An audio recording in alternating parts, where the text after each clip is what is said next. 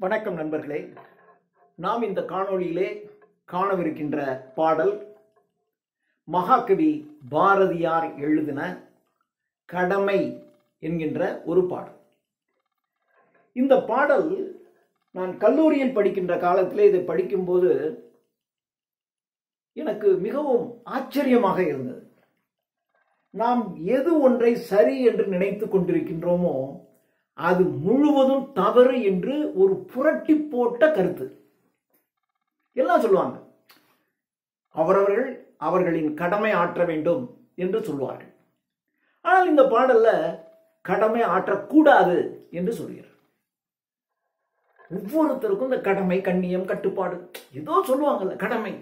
ஒவ்வொருத்தருக்கும் ஒரு கடமை இருக்கு, அந்த கடமையை நிறைவேற்றணும், அந்த கடமையை செய்ய வேண்டும், அதுதான் மனிதனுக்கு உயர்ந்தது, சிறந்தது எல்லாம் சொல்லிட்டு இருப்போம், எல்லாரும் சொல்லுவாங்க.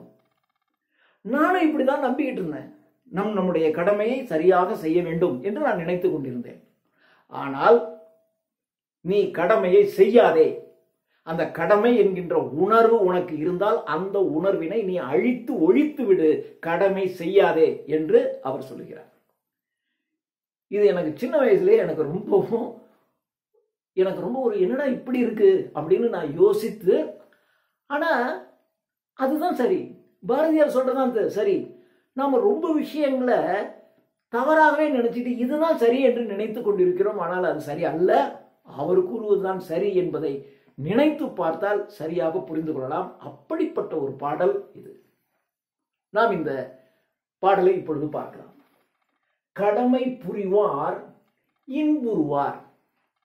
கடமை புரிவார், கடமையை செய்பவர்கள் இன்புறுவார்கள், மகிழ்ச்சியாக இருப்பார்கள். அப்படிதான் சொல்லுவோம். உன்னுடைய கடமையை நீ வரிசையா செஞ்சுக்கிட்டே வா, நீ மகிழ்ச்சியாக இருக்கலாம் வாழ்க்கையில் என்று சொல்வார்கள். கடமை புரிவார் இன்புறுவார் எனும் பண்டை கதை என்பது, கடமை புரிபவர்கள் மகிழ்ச்சியாக இருப்பார்கள் என்பது பண்டை கதை, அதெல்லாம் பழைய கதை. அந்த கதையை பேணோம், பின்பற்ற மாட்டோம். நம் பழைய கதையில அவரவர்களின் கடமையை செய்தால் மகிழ்ச்சியாக இருப்பார்கள் என்கின்ற பண்டைய கதையை, பழைய கதையை நாம் பின்பற்ற மாட்டோம். கடமை அறியோம். நம்முடைய கடமையை, உன்னுடைய கடமை எது என்று கூட நீ தெரிந்து கொள்ள வேண்டாம். இது என் கடமை தெரிஞ்சுக்காத. கடமை அறியோ, தொழில் அறியோ. தொழில் என்று சொன்னால் செயல்படுத்துவது, ஆக்ஷன், தொழில்படுத்துவது. உங்களுடைய கடமை செயலில் காட்டுவது. முதல்ல கடமை என்னன்னு தெரிஞ்சுக்காத. நீ கடமை என்னன்னு உனக்கு தெரியாது, அப்புறம் எப்படி நீ செயல்படுத்த? அதனால செயல்படுத்தவும் செய்யாதே. கடமை கடமை அறியோம், தொழில் அறியோம். கட்டு என்பதனை வெட்டு என்போம். அப்ப நீ என்னதான் செய்யணும்? உன் மனசுல சரி என்று எது தோணிச்சுனாலும் கட் அப்படின்னா வெட், டக்குன்னு செஞ்சு முடி. கட் என்பதை வெட்டு என்போம். அதான் செய்யணும். கடமை அறியாத, தொழில் அறியாத எல்லாத்தையும் விட்டுடு. கட்டு என்பதனை வெட்டு என்போம். மடமை, முட்டாள்தனம், மடையன், மடமை. சிறுமை, பெருமை ஆப்போசிட் சிறுமை, சிறுமைப்படுத்துறது. மடமை, சிறுமை. துன்பம், பொய், வருத்தம், நோவு, நோவுனா நோய்.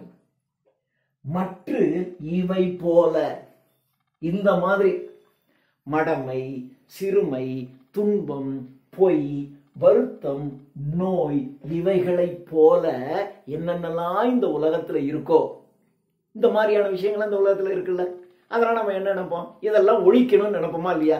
அது மாதிரி கடமை என்கின்ற உன்னுடைய நினைப்பையும் ஒழிச்சிடு. அப்ப கடமைய எதற்கு சமமாக சொல்லுகிறாருன்னு பாருங்க. இதுக்கு சமம் கடமை. மடமை, சிறுமை, துன்பம், பொய், வருத்தம், நோவு, மற்றவை போல் கடமை நினைவும். அந்த கடமை என்கின்ற நினைப்பு இருக்குல்ல, அதையும் தொலைத்து, அந்த கடமை என்கின்ற எண்ணத்தை தொலைத்து விட்டு இங்கு இந்த பூமியில் களியுற்று களிப்புடன் மகிழ்ச்சியாக களியுற்று என்றும் வாழ்வோமே. என்னன்னைக்கும் அன்னைக்கு ஒரு நாள்ல கடமை நினைவை நீங்க ஒழிச்சிட்டீங்கன்னாவே நீங்க என்னன்னைக்கும் மகிழ்ச்சியா இருப்பீங்க. அதனால உங்களுக்கு மகிழ்ச்சியை தராத இந்த மடமை சிறுமை துன்பம் போய் வருத்தம் நோவு இவை போல இருக்கக்கூடியவைகளெல்லாம் எப்படி நம்ம வாழ்க்கையிலிருந்து ஒழிக்கணும்னு நினைப்போமோ அது மாதிரி கடமை என்கின்ற எண்ணத்தையும் நீங்கள் தொலைத்து விட்டு சந்தோஷமாக வாழுங்கள் என்று இதில் சொல்றாரு. அப்புறம் என்னதான் சொல்றாரு? நாம கடமை அப்படின்னு ஒரு காரியத்தை செஞ்சிட்டீங்கன்னா உங்களுக்கு அதுல மகிழ்ச்சி இருக்கவே இருக்காது. நான் பலரை பார்த்திருக்கிறேன். என்னங்க இன்னும் 40 வயசாச்சுன்னு ஏன் திருமணம் செய்து கொள்ளவே இல்லை? என்னங்க பண்றது, அப்பா அம்மா சின்ன வயசுல இறந்து போயிட்டாங்க. அப்போ தங்கச்சி தம்பி எல்லாம் இருக்காங்க, அவங்கெல்லாம் படிக்க வைக்கணும், அவங்கெல்லாம் ஆளாக்கணும். அது பாருங்க, தம்பிக்கு இப்போ தான் கல்யாணம் பண்ணி வச்சேன், தங்கச்சிங்கெல்லாம் கடையேற்றியாச்சு, இனிமே தான் பண்ணணும். கடமை, என்னுடைய கடமை அது அப்படின்னு நினச்சிக்கிட்டு இவன் துன்பமே படும். என் கடமை இருக்குல்லங்க, அது எப்படிங்க விட முடியும்? அப்போ சகோதரிக்கு திருமணம் செய்வது, தன்னுடைய சகோதரனை கல்வியிலே முன்னேற்றுவது என்பது உன்னுடைய கடமை அப்படின்னு நினைச்சிட்டீங்கன்னா நீங்க துன்பம் தான் படுவீங்க. அண்ணா கல்லூரிக்கு பணம் கட்ட வேண்டியது இருக்கு, ஒரு 17,000 ரூபாய் வேண்டியிருக்கு. அப்படியா, சரி சரி போடா, சரி போன வாரம் கொடுத்தேன். என்னடா இது, தம்பிக்கு வேற 14,000 கட்ட வேண்டியது இருக்கு. இது கடமை. இந்த கடமை நினைச்சிட்டு நீங்க அந்த காரியத்தை செய்தீங்கன்னு வச்சுங்களேன், கடமை என்று நினைத்து ஒரு காரியத்தை நீங்கள் செய்தீர்கள் என்றால் முடிவு உங்களுக்கு துன்பமாக தான் இருக்கும். ஏய் தம்பி, உனக்கு பணம் கட்டணுமா? சரிடா, எங்கேயோ கடன் வாங்குறோம், ஏதோ ஒண்ணு போனோம். ஆனா அதை நீங்க கடமைன்னு நினைக்காம அப்படி செஞ்சீங்கன்னு வச்சுங்களேன், மன மகிழ்ச்சியா இருக்கும். நீங்க கடமைன்னு செஞ்சிட்டீங்கன்னு வச்சுங்களேன், அந்த சகோதரன் சகோதரி என்றாவது கொஞ்சம் உங்களிடம் இருந்து முரண்பட்டால் நீங்க அதை சொல்லி காட்டுறீங்க. இவங்களுக்காக நான் என்னென்ன என் வாழ்க்கையை நான் அர்ப்பணித்தேன், என் வாழ்க்கையை நான் தொலைச்சிட்டேன், இதுங்களுக்காக தான். ஆனா கொஞ்சம் கூட நன்றி இல்லாம நான் அவங்களுக்கு செய்யும் போது எனக்கு ஒரு மகிழ்ச்சி வருது இல்ல. நம்முடைய குழந்தைக்கு ஒன்று வாங்கி தரோம், அப்ப நமக்கு எவ்வளவு சந்தோஷமா இருக்கு. அதுதான் என் பிள்ளைக்கு தீபாவளிக்கு துணி எடுத்து கொடுக்கறது என் கடமை அப்படின்னு நீங்க எடுத்தீங்கன்னு வச்சுங்களேன், 1000 ரூபாய் வச்சிருந்தேன், காசு போயிடுச்சு, வலி வேதனை. ஆனா அதே சமயத்துல என் குழந்தைக்கு இந்த துணி எடுத்து கொடுக்கும்போது அது போடுவதையும் அது போட்டு அது சந்தோஷமா இருக்கிறதை பார்த்து உங்களுக்கு சந்தோஷம் வருது இல்ல. அதாவது நீங்க செய்ததுக்கு உங்களுக்கு மகிழ்ச்சி சந்தோஷம் கிடைக்குது. கடமைன்னு நினைச்சு செஞ்சிட்டீங்கன்னா இந்த மகிழ்ச்சி உங்களுக்கு இருக்கவே இருக்காது. நீங்கள் கடமை செய்தீர்களே ஆனால் அதற்கு பிரதிபலமாக நீங்கள் ஒரு காலத்தில் எதிர்பார்ப்பீர்கள். உங்க அப்பா உனக்காக எப்படியெல்லாம் பண்ணார் தெரியுமான்னு உங்க அம்மா சொல்லி காட்டணும் அந்த குழந்தைகிட்ட. ஏன் சொல்லி காட்டணும்? எனக்கு என் குழந்தைக்கு செய்யறது சந்தோஷமா இருந்துச்சு. என் குழந்தை இருக்கின்ற பள்ளிகளிலே மிக உயர்ந்த பள்ளியில் படிக்க வேண்டும் என்கின்ற என்னுடைய ஆசை. அப்படி செய்யும் போது, அதை நிறைவேற்றும் போது எனக்கு எவ்வளவு சந்தோஷமா இருந்திருக்கு. அப்ப நான் பணம் செலவழிச்சிருப்பேன், என்னுடைய நேரத்தை செலவழிச்சிருப்பேன், கூடுதலாக உழைத்திருப்பேன். அதற்கு பலனாக ஒவ்வொரு நாளும் நான் மகிழ்ச்சி அடைஞ்சிருக்கேன். அவ்வளவுதானே, நாம செஞ்சதுக்கு இப்ப நமக்கு மகிழ்ச்சி கிடைச்சிருச்சு, முடிஞ்சு போச்சு.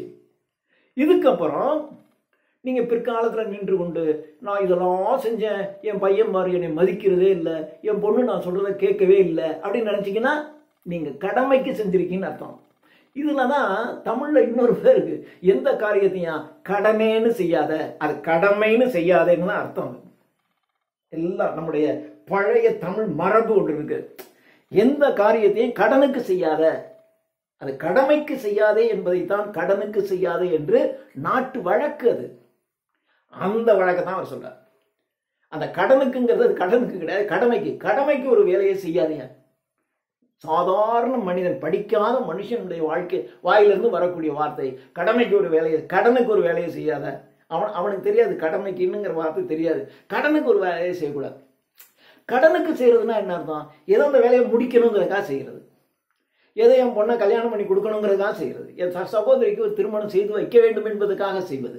அப்படி இல்லை, என்னுடைய சகோதரி எவ்வளவு மகிழ்ச்சியாக வாழப்போகிறாள் என்கின்ற உள் உணர்வோடு நீங்க இந்த காரியத்தை செஞ்சு பாருங்க, அவ்வளவு மகிழ்ச்சியா இருப்பீங்க.